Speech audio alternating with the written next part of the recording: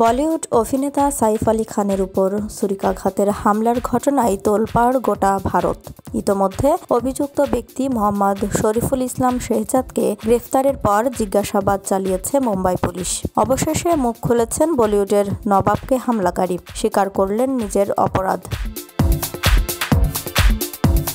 সাইফকে ছুরিকাঘাত করা মোহাম্মদ শরীফুল ইসলাম শেহজাদের বাড়ি বাংলাদেশের ঝালকাঠি জেলায় বলে জানিয়েছে ভারতের পুলিশ। সাইফকে ছুরিকাঘাতের ঘটনায় গ্রেপ্তার শেহজাদের অপরাধের ইতিহাস তদন্ত করছে পুলিশ।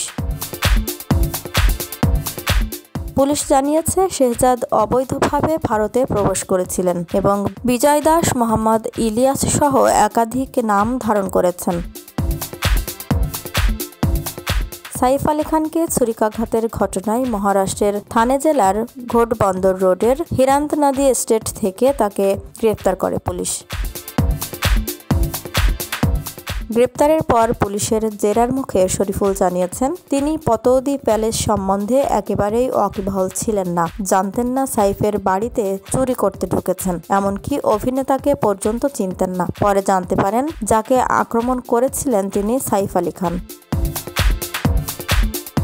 অন্যদিকে অভিযুক্তকে 5 দিনের জন্য পুলিশি হেফাজতে পাঠানোর পাশাপাশি ঘটনা পুনঃ তদন্তের নির্দেশ দিয়েছেন আদালত। সেজন্য আক্রমণকারীকে ফের সাইফের বাড়িতে নিয়ে যাবে পুলিশ।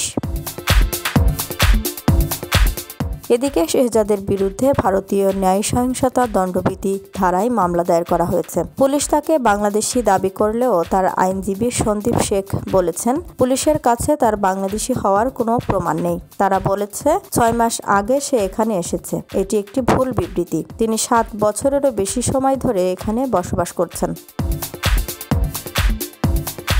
প্রসঙ্গত, গত 15 জানুয়ারি মধ্যরাতে সাইফের বারান্দার বাড়িতে দুর্বৃত্তরা ঢুকে পড়ে। ওই সময় অভিনেতাকে ছুরি দিয়ে আঘাত করে পালিয়ে যায় তারা।